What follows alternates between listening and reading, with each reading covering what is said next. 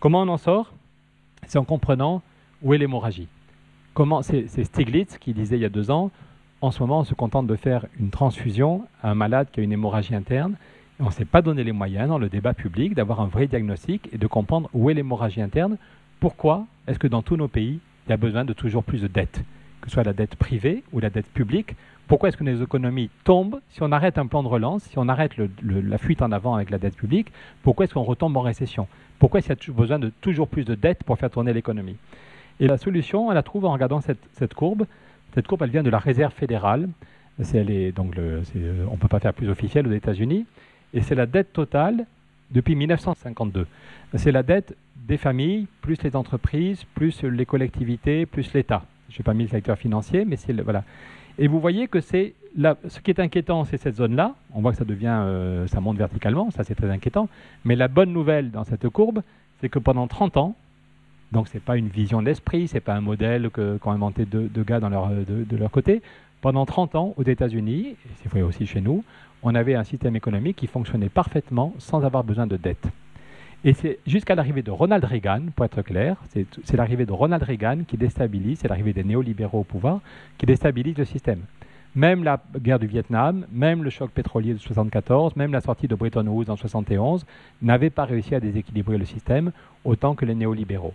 Donc pendant 30 ans, la bonne nouvelle, c'est qu'il y a un fonctionnement, il y a une régulation de l'économie et du social qui est possible pour qu'on retrouve un équilibre sans avoir besoin de toujours plus de dettes et jusqu'au crack final. Et qu'est-ce qu'ont fait les libéraux? Ils ont cassé beaucoup de choses, ils ont dérégulé beaucoup de choses, mais ce qu'ils ont fait surtout, et ce qu'ils voulaient faire, c'était de faire baisser la part des salaires dans le PIB. Cette courbe, elle vient de l'OCDE. Ce que je ne vous ai pas dit, c'est que tous mes chiffres sont justes. Je ne sais pas bien mentir, j'ai une éducation un petit peu rigoureuse dans ce domaine-là. Donc évidemment, il y a un débat tout à l'heure sur les conclusions politiques, mais je ne vous dis pas à chaque fois si ça vient de la Réserve fédérale, de l'OFCE, de l'OCDE ou d'Eurostat, mais tous les chiffres sont justes. On voit là pour plusieurs pays l'évolution de ce qui va au salaire dans le PIB. Le PIB, c'est toute la richesse qui est produite chaque année dans un pays. Qu'est-ce qui va au salaire par rapport à ce qui va aux bénéfices? Et on voit que pour l'ensemble des pays occidentaux, c'était à peu près 67% du PIB qui allait aux salariés, 67% à la fin des années 70, et on est tombé à 57%. Donc c'est des sommes considérables qui sont allées aux actionnaires alors qu'ils auraient dû aller aux salariés. Si vous faites le total simplement pour les 15 pays de l'OCDE les plus riches, l'Allemagne, le Japon, la France, les États-Unis, l'Angleterre, vous prenez les 15 plus riches, on a les données facilement, c'est 37 000 milliards de dollars qui auraient dû aller aux salariés et aux caisses de sécu, aux caisses de sécurité sociale, là où il y en a, et qui sont allés aux actionnaires. 37 000 milliards.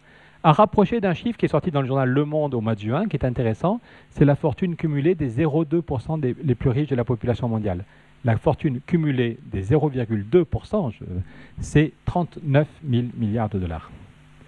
Donc, on nous a fait croire depuis Balladur que tout le monde était actionnaire. Allez, ce que vous n'avez pas par votre salaire, c'est pas grave, on est tous actionnaires. C'est la mythologie balladurienne.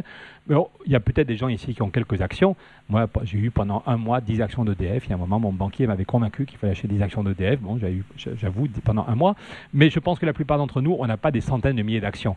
Donc, et c'est 0,2% de la population mondiale. Il y a 37 000 milliards qui auraient dû aller aux salariés. Et c'est l'argent qui n'est pas allé aux salariés et aux caisses de sécu, il n'est pas allé à la recherche. Après tout, on pourrait se dire, OK, les salariés ont souffert, mais c'est plus d'argent pour la recherche, plus d'argent pour préparer l'avenir, plus d'argent pour les PME. La réponse est non. Toutes les études de Patrick Artus montrent bien que, hélas, non, ce n'est pas plus d'argent pour la recherche, ce n'est pas plus d'argent pour préparer l'avenir, pour développer. C'est l'essentiel des richesses nouvelles a été accaparé par 0,2%. Et ce qu'on ne donnait pas par le salaire, pendant 20 ans, on l'a donné en permettant aux gens de s'endetter. On disait aux Américains, aux Espagnols, aux Anglais, OK, vos salaires ne sont pas géniaux, mais vous pouvez quand même acheter une voiture ou acheter un appartement. Regardez, signez là et pendant 2 ans, vous remboursez presque rien. La caricature, c'est le subprime. Donc, ce qu'on ne donnait pas par le salaire, on le donnait par la capacité d'endettement. Et donc, pour certains, c'était génial. C'était fromage et dessert. En même temps, on gagne parce que les actions on gagne beaucoup comme actionnaire et on gagne avec les banques qui font des prêts. Et le problème, c'est que ça n'a qu'un temps. Alors ça, c'est la courbe de la part des salaires en Chine, c'est encore pire. C'est le pays où il y a le plus d'inégalités. Ce qui va aux salariés, à monsieur, madame, tout le monde, c'est le pays où c'est le plus bas. Et par contre, on voit des jeunes cons qui, à 30 ans, sont déjà millionnaires. Et voilà, c'est le pays où, en même temps, on nous montre que le nombre de milliardaires, c'est en Asie que le nombre de milliardaires augmente le plus. Et on oublie de dire que c'est en Asie aussi, en Inde comme en Chine, qu'il y a des millions de gens, ou de centaines de millions, qui vivent avec 2 euros par jour ou moins de 2 euros par jour. Et que ça peut péter socialement assez vite. Donc je finirai là-dessus en disant qu'on n'est pas dans une crise financière. On nous répète depuis 3 ans qu'on est uniquement dans une crise financière. Alors un jour, on nous dit qu'il faut punir les banques, un jour, on nous dit qu'il faut les aider. On n'a pas très bien compris. Globalement, on les a plutôt aidés. On ne les a pas du tout régulés depuis 3 ans, ou de façon marginale. Mais c'est se tromper de répéter qu'on est seulement dans une crise financière. On est d'abord et avant tout, et je parlais de la crise écologique dans une minute, dans une crise sociale.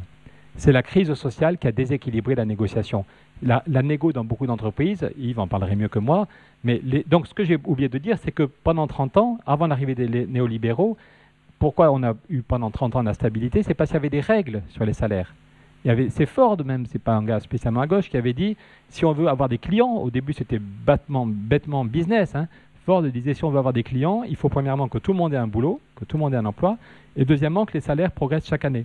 Ford disait, chacun de nous comme patron voudrait plutôt bloquer les salaires. C'est normal du point de vue individuel, mais si on bloque les salaires tous, on n'aura pas de clients. Donc Ford disait, il faut des règles collectives pour que tout le monde ait du travail et que chaque année, les salaires progressent comme la productivité. Si on fait des gains de productivité, si on est plus efficace, ce n'est pas uniquement les actionnaires qui doivent en profiter, il faut qu'il y ait un partage équitable.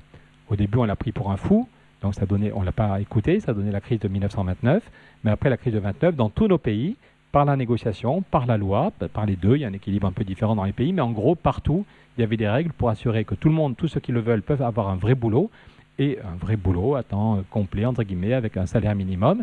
Moi, mes beaux-parents sont immigrés, ils sont arrivés en France à la fin des années 60. Ils ont tous les deux trouvé un boulot, pas génial, mais correct, à temps complet, payé au SMIC. Et du coup, les problèmes d'intégration étaient réglés tout de suite. Quand tout le monde trouve du boulot avec des salaires corrects et qu'il y a des progressions. Donc pendant 30 ans, ça a fonctionné. Il y avait des règles. Et puis les néolibéraux, sous prétexte de liberté, quand vous écoutez Ronald Reagan ou Margaret Thatcher ou les bouquins de Friedman, ils ont surfé sur le besoin de liberté, qui est une valeur fondamentale qui est en chacun de nous. Dans les années 60 et 70, les gens voulaient, regardez mai 68 en France, il y avait une aspiration à la liberté qui est fondamentale, et ils ont détourné cette aspiration, ils ont joué là-dessus en expliquant que tout ce qui était collectif, les règles collectives sur les salaires, les règles collectives en matière sociale, c'était une atteinte à la liberté individuelle, et qu'on voyait bien chez les soviétiques, tout ce qui était collectif nous avait amené à des horreurs. Souvenez-vous, Thatcher et Reagan, c'était quand même des argumentaires à la hache. Et donc, sous prétexte de mettre en avant la liberté individuelle, ils ont supprimé les règles sociales qui avaient été construites, soit dans le combat, soit dans un accord, et qui avaient fonctionné pendant 30 ans.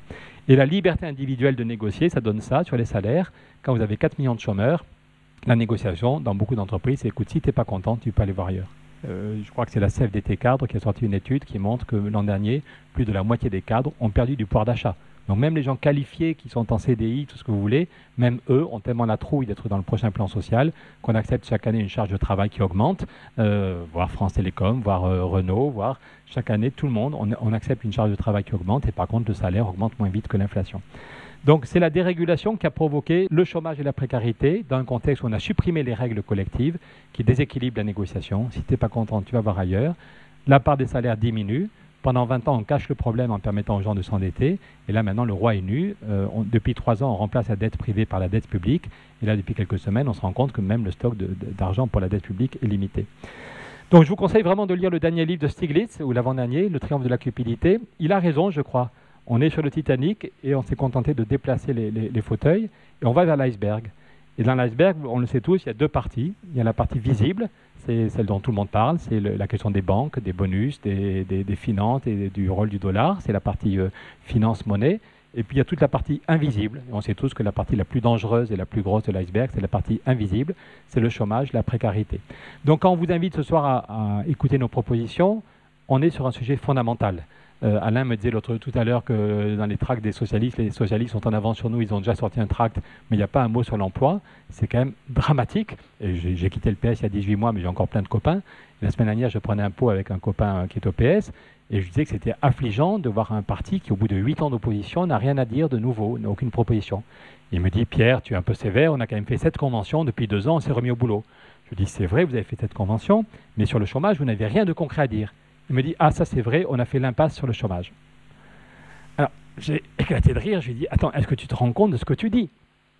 celui qui se prétend le premier parti de gauche et qui, au bout de 8 ans d'opposition, quand il y a 4 millions de chômeurs, avoue que, ah oui, on a oublié. Il y a un sujet qu'on a oublié de traiter, c'est le chômage. C'est tout con, le chômage et la précarité. En plus, ça déséquilibre tout. Quand on vous dit que la part des salaires a baissé de 10%, par exemple sur la question des retraites, il y a un syndicaliste là qui en parlerait sans doute mieux que moi, mais dire aux gens qu'il faut travailler plus longtemps, aujourd'hui, il n'y a que 14% des gens qui ont un boulot dans la tranche entre 60 et 64 ans, donc seulement 14% sont réellement au boulot.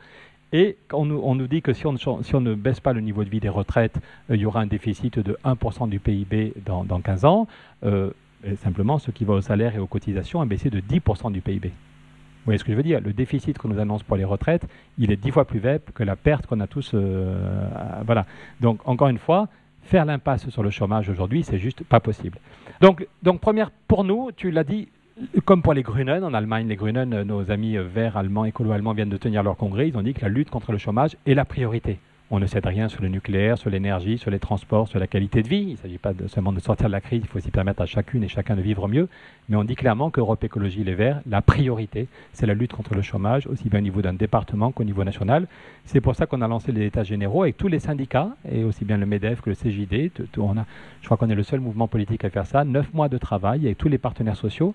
Et l'objectif est de dire, au mois de juin, on sera capable de dire, voilà toutes les mesures, 10, 15, qui nous permettront de diviser par 2 le chômage, de créer 2 millions d'emplois en jouant sur tous les leviers. On va être capable de façon très concrète de dire comment on peut diviser par 2 le chômage dans ce pays. Alors, ça suppose d'avoir un vrai débat avec les autres forces de gauche. Je crois qu'on a une divergence de fond avec le PS. Donc déjà, le diagnostic de la société n'est pas le même. Et en plus, notre vision des solutions pour créer de l'emploi ne sont pas les mêmes.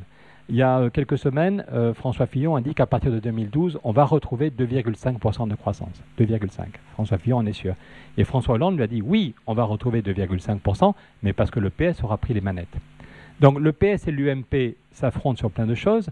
Ils s'affrontent sur les moyens de relancer la croissance, mais aussi bien le PS que l'UMP comptent principalement sur la croissance pour nous sortir de la crise sociale. C'est essentiellement, ils ne sont pas d'accord sur, je ne vous dis pas que je confonds le PS et l'UMP, mais ils ne sont pas d'accord sur quelle est la politique budgétaire ou monétaire ou fiscale qui permettrait de relancer la croissance, mais ces 2 grands partis qui sont là depuis 30 ans, qui sont aux manettes depuis 30 ans, continuent à dire que la croissance va revenir et va régler le problème. Pourquoi est-ce qu'ils parlent tous de 2,5 ? Parce que vu les gains de productivité qu'on fait en France et vu l'augmentation de la population active, c'est plutôt une bonne chose. On est chaque année un peu plus nombreux. On a fait des bébés, plus de bébés que l'Espagne ou l'Allemagne il y a 20 ans. Donc ils arrivent sur le marché du travail. Tout ça, c'est plutôt bien. Il faudrait 2,5% de croissance pendant plusieurs années si on veut commencer à créer des vrais emplois. Si on veut donner non pas des petits boulots aux gens, mais donner des vrais emplois, il faut réellement 2,5% de croissance pendant plusieurs années si on continue à dire que la croissance est la seule solution. Or, le problème, c'est, vous voyez sur ces chiffres qui viennent de l'INSEE, c'est l'évolution de la croissance depuis 1960, décennie par décennie. Le tout petit problème, c'est que même avant la crise des subprimes et avant la crise qu'on vit depuis 3 ans, ça fait quand même 30 ans qu'on n'a pas les 2,5 qu'on attend. Il y a des moments où c'est mieux, il y a des moments où c'est moins bien, mais si vous regardez la moyenne, c'est quand même terrifiant. On pourrait en rigoler, là vous avez tous des visages super sérieux, donc la prochaine fois je le fais en gagman, avec Raymond Barre qui vous dit que la crise est bientôt finie, puis Pierre Mauroy qui vous dit que la croissance revient, puis Tartampion, tous les premiers ministres, on pourrait faire un truc très rigolo, avec tous les premiers ministres depuis 1974 qui nous disent qu'il y a encore quelques mois difficiles, mais que ça y est, on voit la lumière au bout du tunnel, les indicateurs repassent au rose ou au vert, ça dépend, Raymond Barre et Pierre Mauroy ne voyaient pas les indicateurs de la même couleur, mais tous nous ont dit qu'il y avait encore quelques mois difficiles, mais que la croissance va revenir, on met des rustines, on améliore le RMI, on fait un RSA bis, truc mus, on met des rustines, mais c'est sûr, dans quelques mois, la croissance va revenir. Ce n'est pas la peine de réfléchir à un nouveau projet de société ou à un nouveau modèle de développement. La croissance va régler le problème.